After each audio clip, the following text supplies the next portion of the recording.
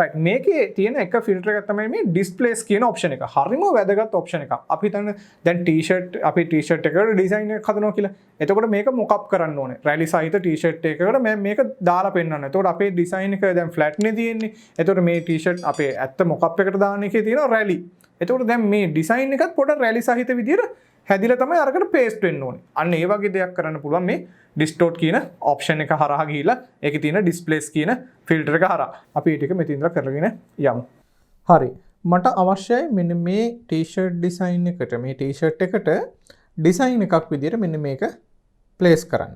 right. ඔයා මේක කරනකොට මේ t-shirt එකේ තියෙන මේ mockup එකක් වගේ හදන්නේ මේ තියෙන rally ටික ඒ දේවලුත් අර design එකට ඇතුළත් වෙන්න ඕනේ. ඒක ටිකක් අපහසු දෙයක් එකපාරට කරන්න ගියාම. ඒක අපිට wrap කර කරන්න ගියොත් එහෙම ලොකු කාලයක් යනවා. right. මේකට අපිට හොඳ option එකක් තියෙනවා. අපේ මේ filters වල අපි දැන් කතා කරන්න හදන මේ distort වල displays කියන option එකේ. right. මේකට කලින් මම මේකේ design එකේ මේ t-shirt එකේ duplicate එකක් ගන්න මට පුළුවන් image වල ගිහලා duplicate එකක් ගන්න. right. මම මේ duplicate එක grayscale කරන්න. image mode grayscale කියන එකෙන් grayscale කරන්න. හරි. ඒක තමයි අපේ පියවර ටික. duplicate එකක් ගත්තා duplicate එක grayscale කරා. ඊට පස්සේ මේක තරමක් බොඳ කරන්න. filter blur Gaussian blur කියන එකට ගිහලා පොඩි ප්‍රමාණයක් බොඳ කරන්න. ලොකු ප්‍රමාණයක් නෙමෙයි පොඩි ප්‍රමාණයක් බොඳ කරගන්න.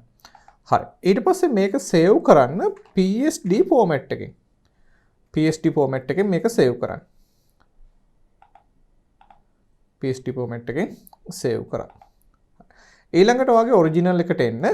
ඇවිල්ලා ඉවරලා අර අපේ artwork එක පොඩ්ඩක් මේකට මම ඇදලා දාගන්නම්. okay control T press කරා. size එක එහෙම හදාගත්තා. දැන් මේක තියෙන්නේ නිකම්ම ගෙනලා තිබ්බ ස්වරූපයක් තමයි තියෙන්නේ. ඊට පස්සේ මෙන්න මේ design එක අනිවාර්යයෙන්ම smart object එකක් විදිහට convert කරන්න ඕන. අපි තාම smart object කියන පාඩම කරලා නැහැ. නමුත් අපි මේක right click කරලා අපි smart object එකකට convert කරගමු layer palette එකෙන්. හරි. ඔන්න convert කරගත්තා. ඊට පස්සේ අපි මේකට දෙනවා filter distort displays කියන option එක.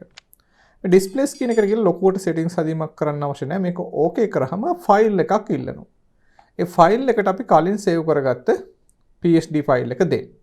එතකොට මෙයා මේ rally ටික මේකට ආදේශ කරගන්නවා. right. උන් පැහැදිලිව පේනවා මෙන්න මෙහෙම ලොකු වෙනසක් rally ටිකත් එක්ක වුණා. right. ඔය විදිහට හදා ගන්න පුළුවන්. ඊට පස්සේ ඕනනම් මේකේ lighting condition මේ දේවලුත් හදා ගන්න පුළුවන්. තව දුරටත් මේකට උඩට layers ගෙනත් දාලා. right. මේකේ ඔයාලට පුළුවන් මෙන්න මෙහෙම colors වෙනස් කරනවා නම් මෙන්න මෙතන control එක මේක උඩ click කරාම මේ කොටස විතරක් select වෙනවා. ඊට පස්සේ t-shirt එකෙන් copy එකක් ගන්න. t-shirt layer එකට ගියාම copy එකක් ගන්න පුළුවන්. ඒකේ උඩට ගන්න එක. right. ඔහොමනේ තියෙන්නේ. ඊට පස්සේ මේකේ blending mode එහෙම වෙනස් කරලා ඔයාලට මේක හදන්න පුළුවන්. එක එක විදියට චුට්ටක් බලන්න lighting වෙනස් වෙන විදියට කොහොම තියාගෙන අපිට opacity එහෙම අඩු කරගන්න පුළුවන් හොඳට.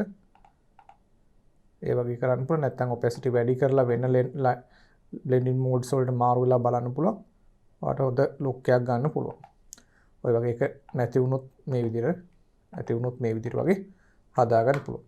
ඒ වගේම මේ අපේ PSD මේ ෆයිල් එකෙත් levels එහෙම හදා ගන්න පුළුවන්. ඔයාලට ඕන නම් දිලිසෙන ප්‍රමාණය වැඩි අඩු කරලා details ප්‍රමාණය වැඩි අඩු කරලා ඒක ඕකේ කරලා ඒක save කරන්න. නැවත ඔයාලට මේකට ඒක දෙන්න ඕනේ. දෙන්න ඕනින්ද මෙන්න මෙතන displays කියන එක නැවත double click කරන්න. ඒක ඕකේ කරාම මෙතන දෙන්න පුළුවන්. එහෙනම් වෙනස්කම් වෙනවා. ඉතින් මේ ෆයිල් එක save කරලා නැවත displays එක adjust කරන්න පුළුවන් මෙතනට ඇවිල්ලා. එතකොට මේ වගේ හදා ගන්න පුළුවන්. ඉතින් මේ වගේ කරලා බලන්න. මෙන්න මේ අපි අර සුදු පාටින් එකක් තියාගත්ත t-shirt එකෙන් කපලා කොටසක් තියාගත්ත. ඒකෙත් ඕනම් කොපි එකක් අරගෙන තව දුරටත් ඔයගේ multiply වගේ modes දදා වෙනස් කර කර check කරන්න පුළුවන්. ඔයාලා තව දුරටත් තාත්වික කරගැනීමේ හැකියාව තියෙනවා. ඊට පස්සේ ඒවල colors දේවල් හදාලා dark කරලා levels හදලා තව දුරටත් මේක හොඳ look එකක් ගන්න පුළුවන්. හරි. දැන් පැහැදිලි ඇති ඔයගොල්ලන්ට මේක කරන්නේ කොහොමද කියලා. එහෙනම් මේක කරලා බලලා ඉදිරියට යන්න. එතකොට තමයි වඩා පැහැදිලි වෙන්නේ.